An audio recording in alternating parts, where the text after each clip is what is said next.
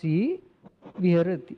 ඊගාවට තියෙනවා ඉද බික්කවේ බික්කු දැන් මේ රාග භව, ද්වේෂ භව, මෝහ භව කය කරන්නට අපකැප වෙන බික්කුව අරඤ්‍යගතෝවා, රුක්කමූලගතෝවා, ශුඤ්ඤාගාරගතෝවා, නිසීදති පල්ලංකං ආභුජිත්වා, උජුංකායම් පනිදාය පරිමුඛං සතින් උපට්ඨපෙත්වා, සෝ සතෝ අස්ස සති, සතෝ පස්ස සති.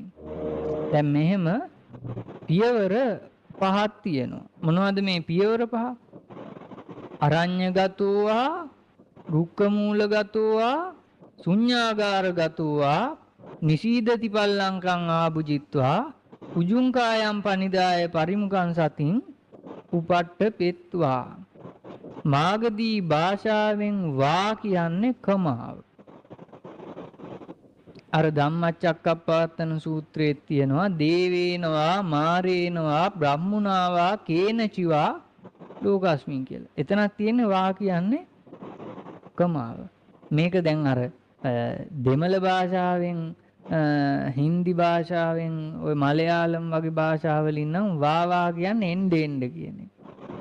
ඒක නෙමෙයි මේක. දැන් ඔය දේවේනවා, මාරේනවා, බ්‍රහ්මුණාවා, කේනචිවා කිව්වහම එක්තරා පුද්ගලෙක් අපේ මේ භාවනා වැඩසටහනකදීම ප්‍රශ්නයක් ඇහුවම එක එක අරගෙන, එතකොට මේ වා කියන්නේ අර Hindu ආගමේ වගේ ඔය මන්ත්‍ර කියනකොට වගේ වා කියලා එන්න එන්න කියනවා වගේද කියලා අර දේවේනවා, මාරේනවා, බ්‍රහ්මුණාවා, කේනචිවා. ඒක වැරදි. වා කියන්නේ ඉන්දියාවේ හැටියට නම් එන්න එන්න තමයි. හැබැයි හෙළවි මේ පාවිච්චි කරපු මාගදී භාෂාවෙන් වා කියන්නේ කමාව. දේවේනවා, මාරේනවා, බ්‍රහ්මුණාවා, කේනචිවා ලෝකස්මි. මෙතන තියෙන්නේත් ඒකමයි, වා කියන කමාවමයි. අරඤ්‍යගතෝවා, රුක්කමූලගතෝවා, ශුඤ්ඤාගාරගතෝවා, නිසීදති පල්ලංකං ආභුජිත්වා, උජුංකායම් පනිදාය පරිමුඛං සතින් උපට්ඨපෙත්වා. එතකොට මේකේ තේරුම ගන්න නම් වා කමාව බව දැනගෙන ඉතුරු කොටස මතු කර ගන්න ඕන. ඒ කියන්නේ අරඤ්‍යගතෝ, රුක්කමූලගතෝ, ශුඤ්ඤාගාරගතෝ හැටියටයි මේවා විග්‍රහ කරලා තියෙන්නේ. ගතෝ කියන්නේ මෙතන මේක අධ්‍යාත්මික තත්වයක්. දැන් බුද්ධ දේශනාවේ තියෙනවා මහා සප්පුරිස සූත්‍රය කියලා සූත්‍රයක්. මේ මහා සප්පුරිස සූත්‍රයේ තියෙනවා ආරඤ්‍යකෝ හෝති, රුක්කමූලිකෝ හෝති, සෝසානිකෝ හෝති කියලා එදා සම්මතයෙන් ශ්‍රමණ බ්‍රාහ්මණයෝ පාවිච්චි කරපු ක්‍රියාකාරකම් තුන. ආරඤ්‍යකෝ හෝති, රුක්කමූලිකෝ හෝති, සෝසානිකෝ හෝති. ඒ කියන එක නෙමේ මෙතන තියෙන්නේ. ඒ මහා සප්පුරිස සූත්‍රයේ තියෙන්නේ ආරඤ්‍යකෝ හෝති. මෙතන තියෙන්නේ අරඤ්‍ය ගතෝවා. එතන තියෙන්නේ රුක්ක මූලිකෝ හෝති. මෙතන තියෙන්නේ රුක්ක මූල ගතෝවා. එතන තියෙන්නේ සෝසානිකෝ හෝති. මෙතන තියෙන්නේ ශුඤ්ඤාගාර ගතෝවා. එතන තියෙන්නේ ගතෝ නෙමෙයි. ඒකයි තේරුම් ගන්න ඕනේ. එතකොට මේ ගතෝවා කියන්නේ, මෙතන ගතෝ කියන්නේ මේක චේතනාන්විතව අධ්‍යාත්මික වශයෙන් මේ தത്വයටපත් වෙන්න ඕනේ. දැන් අපි උදාහරණයක් ගමු. දැන් සේවිතබ්බා සූත්‍රයේ හෙට උදේ දේශනා කරනකොට තියෙන වචනයක් සභාගතෝවා, පරිසාගතෝවා කියලා. එතනක් තියෙනවා ගතෝවා. දැන් අපි එකක් ගමුකෝ සභාගතෝවා. සභාගතෝ පාර්ලිමේන්තුව ගමුකෝ. දැන් ඔය පාර්ලිමේන්තුවේ සැසිවාරයක් තියෙන වෙලාවක අපි හිතමු එක മന്ത്രി කෙනෙක් නිදියගෙන ඉන්නවයි කියලා. දැන් එයා සභාගතෝවාද? ඉතින් ඉන්නව නේදගෙන. පාර්ලිමේන්තුවේ ඉන්නවනේ වාඩි වෙලා. නිදියගෙන ඉන්නවා.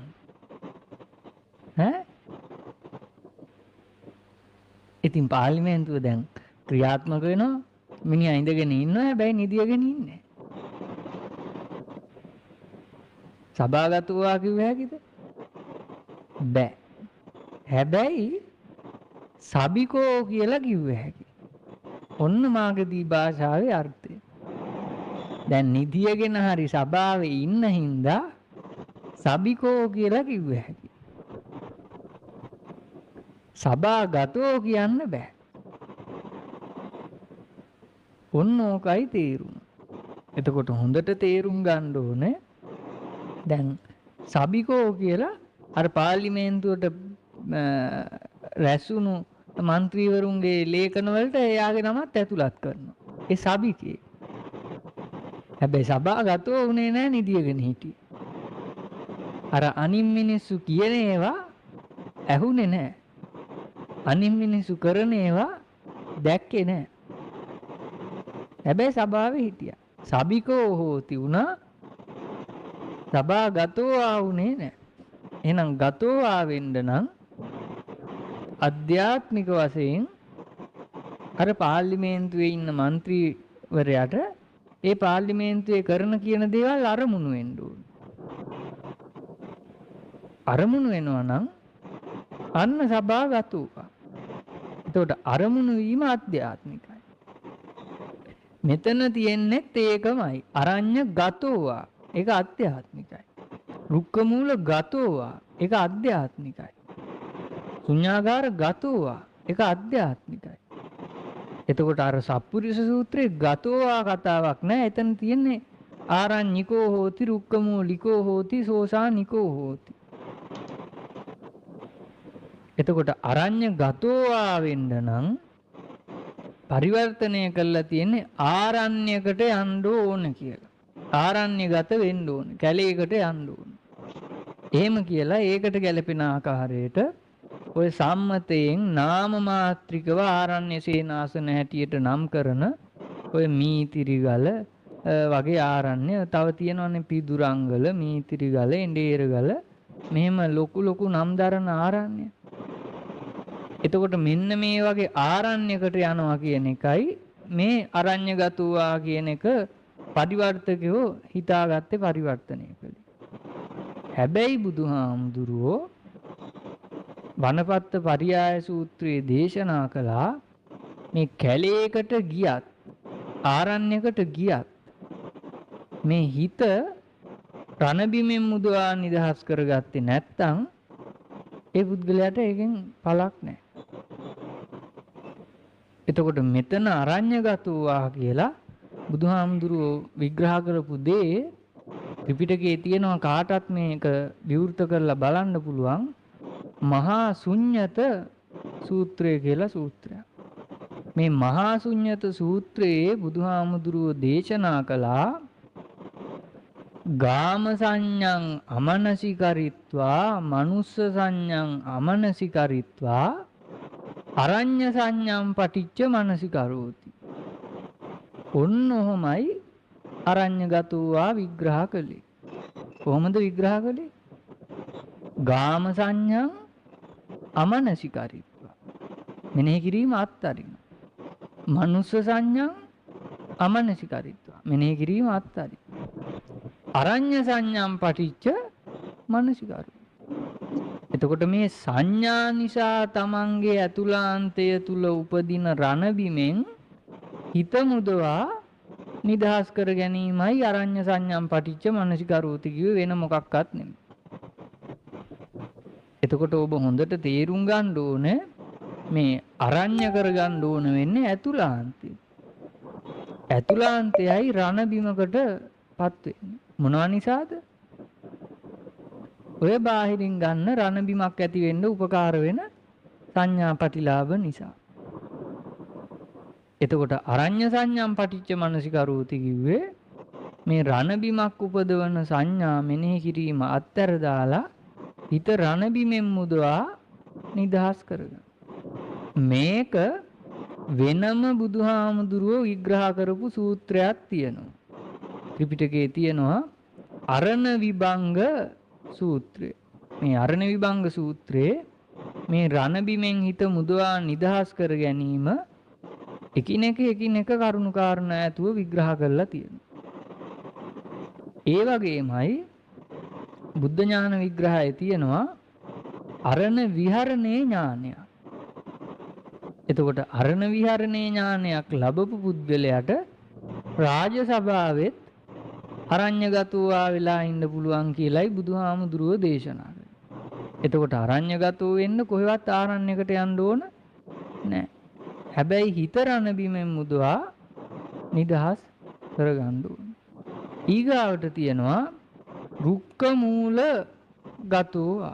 රුක්ක මූල ගතෝ පරිවර්තනය කරලා තියෙන්නේ ගහක් මුලකට යන්න. ඒක වැරදි. බුද්ධ දේශනාවේ මාගදී භාෂාවේ මේ රුක්ක කිව්වේ ගහක් කියන එක අදහසින් නෙමෙයි.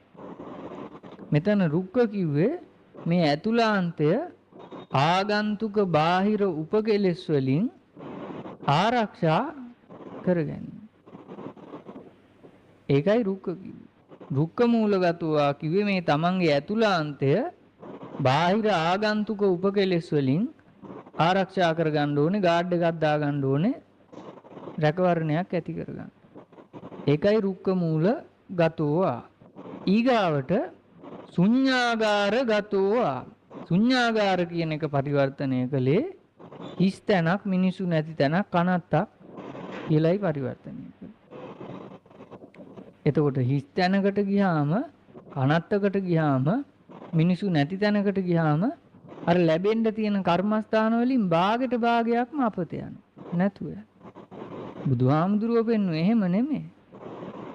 ගාම සංඥං අමනසිකරිත්වා මනුස්ස සංඥං අමනසිකරිත්වා. මිනිසු නැති තැනකට යන්න නෙමෙයි කිව්වේ. මිනිසු පිළිබඳව ඇති කරගෙන තියෙන සංඥා කිලුට වෙන ඒවා අත්අරින්නයි. එතකොට මෙතන ශුඤ්ඤාගාරගතෝවා කිව්වේ මේ තමන්ගේ ඇතුළාන්තයේ ආගාරය රාගයෙන් ශුඤ්ඤ, ද්වේෂයෙන් ශුඤ්ඤ, මෝහයෙන් ශුඤ්ඤ තත්වයකට පත් කර ගැනීම. එහෙම නැතුව කනත්තකට හෝ හිස් ගෙදරකට හෝ මිනිසු නැති තැනකට යෑම නෙමෙයි. ශුඤ්ඤාගාරගතෝවා. රාගයෙන් ශුඤ්ඤ, ද්වේෂයෙන් ශුඤ්ඤ, මෝහයෙන් ශුඤ්ඤ තත්වයකට එක මොහොතකට චිත්ත ඒකාග්‍රතාවයක් ඇති කරගන්න පුළුවන් වෙන්න ඕන. ඊගාවට තියෙනවා නිසීදති පල්ලංකං ආභුජිත්වා. නිසීදති කියන්නේ උද්දච්චය මහාන් තත්වය. තමන් තුල උපදින මානය. පල්ලංකං කියන්නේ පහළම අංකයට ගේන්න ඕනේ. මොකද්ද? උද්දච්චය මානය මහාන් තත්වය, කුක්කුච්චය අස්මිමානය. නිසීදති පල්ලංකං ආභුජිත්වා. පහළම අංකයට ගේන්න ඕනේ. ඊගාවට තියෙනවා උජුංකායම් පනිදාය පරිමුඛං සතින් උපට්ඨ පෙත්වා. දැන් අර නිශීදති පල්ලංකං ආභුජිත්වා කියන එක පරිවර්තනය කළා පර්යංකයෙන් වාඩි වෙන්න කියලා. ඒකට ගැළපෙන ආකාරයට උජුංකායම් පනිදාය පරිවර්තනය කළා කය ඍජුව කොන්ද කෙලින් තියාගන්න ඕනේ. දැන් කොන්ද කුදු කෙනෙකුට නිවන් දකින්න බෑ එහෙනම්. මේ වැඩේ කරන්න හම්බෙන්නේ නෑ එහෙනම්. ඒක වැරදි. මෙතන තියෙන්නේ නිසීදති පල්ලංකං ආභුජිත්වා කියන්නේ නිහතමානී වෙන්න ඕන. උද්දච්චයෙන් මහාන් තත්වයෙන් අස්මිමානයෙන් හිත මුදවා නිදහස් කරගන්න ඕන. උජුංකායම් පනිදාය කිව්වේ කායම් කියන්නේ අර කායේ කාය ක්‍රියාකාරකම් වර්තමාන මොහොතේ ක්‍රියාත්මක වෙනකොට උජුං කිව්වේ ඒක බෙල්ලෙන්ම අල්ල ගන්න ඕන. හරියටම කායේ කාය ක්‍රියාත්මක වෙන්න එන වෙලාව හරි හැටියටම නිවැරදිවම තේරුම් ගන්න ඕන. තේරුම් අරගෙන පනිදාය පරිමුඛං සතින් උපට්ඨ පෙත්වා. මුඛං කියන්නේ ඔය ඇහැ කන නාසය දිවකාය මන කියන මුඛය. දුර්වල් හය. මේ මුඛයෙන් ඇතුළට ගන්නේ ඔය මුඛයට ප්‍රතිමුඛ වෙන දේවල්. එතකොට මුඛයට ප්‍රතිමුඛ වෙන දේවල් වලට කියනවා වර්තමාන මොහොතේ පරිමුඛං. රූපාරම්මන, සද්ධාරම්මන, ගන්ධාරම්මන, රසාරම්මන, පොට්ටබ්බාරම්මන, ධම්මාරම්මන. ඒ පරිමුඛ වෙන ආරම්මන හේතුඵල දහමට බහා ගලපා බලා ණය විනයට සසඳා බලා සතින් උපට්ඨපෙත්වා සෝ මෙහෙම දැන් මේ පූර්ව කෘත්‍යයන් පහ පූර්ණේ කරගත්ත පුද්ගලයා සතෝ අස්ස සති සතෝ පස්ස සති. එතකොට අස්ස සති පස්ස සති කරන්න බෑ අර පූර්ව කෘත්‍යයන් පහම පූර්ණේ කර නොගත්ත පුද්ගලයෙකුට. එතකොට මුලින්ම කරගන්න ඕනේ මොනවද? අර අරඤ්‍යගතෝවා රුක්ක මූලගතෝවා ශුඤ්ඤාගාරගතෝවා නිසීදති පල්ලංකං ආභජිත්වා උජුංකායම් පණිදාය පරිම්කං සතින් උපට්ඨපෙත්වා. ඒවා පූර්ව කෘත්‍යයන් කිව්වේ ඒකයි. පෙර කරගත යුතු දේවල්. ඒවෙන් චිත්ත ඒකාග්‍රතාවයක් ඇති වෙනවා. අන්න ඒ පුද්ගලයාට පුළුවන්කම තියෙනවා සතෝව අස්ස සති සතෝව පස්ස සති. මේක හොඳට තේරුම් ගන්න ඕනේ. සතෝව කියන වචනේ නැතුව මේ වැඩේ කරන්න බෑ. මොකද්ද සතෝව කියන්නේ? අර හේතුඵල දහමට ණය විනයට බහා ගලපා බලලා ආශ්‍රයට ගත යුතු දේ ආශ්‍රයට ගන්න ඕනේ සතෝව අස්ස සති. හේතුඵල දහමට බහා ගලපා ණය විනයට සසඳා බලා ප්‍රහාණය කළ යුතු දේ ප්‍රහාණය කරන්න ඕනේ සතෝව පස්ස සති. ඒකයි අස්ස පස්ස. එතකොට හොඳට තේරුම් ගන්න ඕනේ මෙතන තියෙන්නේ ක්‍රියාකාරකම් දෙකක්. මොකද්ද ක්‍රියාකාරකම් දෙක? අස්ස සති පස්ස සති. අස්ස පස්ස. අස්ස කිව්වේ ආශ්‍රයට ගැනීම. අර හේතුඵල දහමට ගැළපෙන හිත නිවෙන මිදෙන නිදහස් වෙන දේවල් ආශ්‍රයට ගැනීම සේවනය කිරීම අස්ස සති. හිත කිලුටු වෙන චලනය වෙන කම්පණය වෙන කාම විතක්ක ਵਿਚාර ව්‍යාපාද විතක්ක විචාර විහිංසා විතක්ක විචාර පවත්වන දේවල් ප්‍රහාණය කිරීම සතෝව පස්ස සති. එතකොට හොඳටම තේරුම් ගන්න ඕනේ අන්‍යෝන්‍ය වශයෙන් කළ යුතු ක්‍රියාකාරකම් දෙකක් තියෙනවා. අන්‍යෝන්‍ය වශයෙන් කළ යුතු දේවල් දෙකක්. මොනවද? තමන්ගේ ඇතුළාන්තය තුල උපත ලබන කාම විතක්ක ਵਿਚාර ව්‍යාපාද විතක්ක විචාර විහිංසා විතක්ක විචාර වඩා වර්ධනය වෙන දේවල් සතෝ පස්ස සති.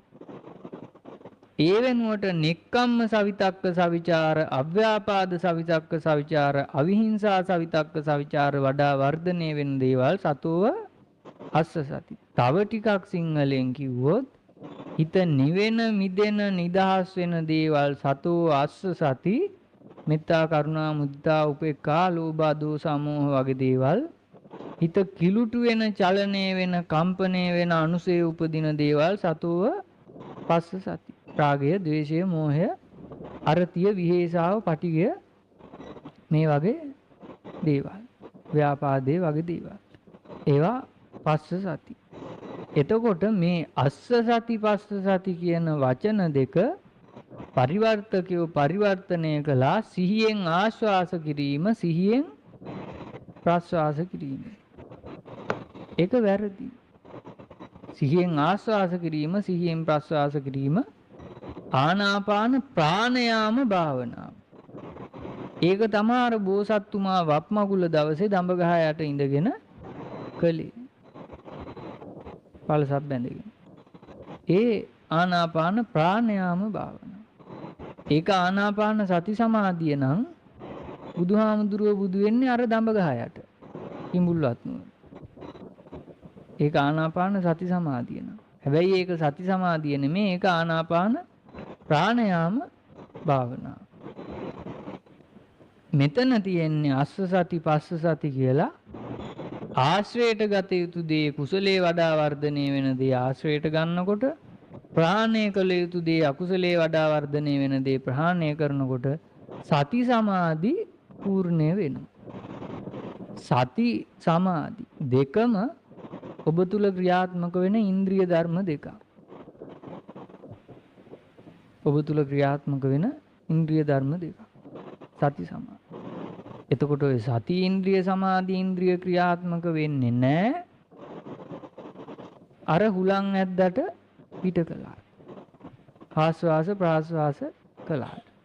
සති සමාධිය පූර්ණේ වෙන්න නම් අස්ස සති කළ යුතු දේ ආශ්‍රයයට ගන්න ඕනේ, පස්ස සති කළ යුතු දේ ප්‍රහාණය කරන්න. ඒක කළොත් මේ කියන ආනාපාන සති සමාධි කියන தত্ত্বය පූර්ණේ වෙනවා. ඊට පස්සේ දැන් මෙතන කියනවා දීගං වා අස්සසන්තෝ දීගං අස්සසාමීති පජානාති දීගං වා පස්සසන්තෝ දීගං පස්සසාමීති පජානාති රස්සං වා අස්සසන්තෝ රස්සං අස්සසාමීති පජානාති රස්සං වා පස්සසන්තෝ රස්සං පස්සසාමීති පජානාති. මෙහෙම දීගං වා සහ රස්සං වා හැටියට දෙකට බෙදනවා. මොනවද මේ දෙකට බෙදන්නේ? අර මුඛහයට ප්‍රතිමුඛ වෙන දේවල්, වෙන මොකක්වත් නෙමෙයි. එතකොට හොඳට තේරුම් ගන්න ඕනේ මුළු ආනාපාන සති සමාධිය පුරාවටම නිමිත්ත කරගන්නේ අර මුඛහයට ප්‍රතිමුඛ වෙන දේවල්. එහෙම නැතුව හුලං රැල්ල නෙමෙයි. එතකොට මුඛහයට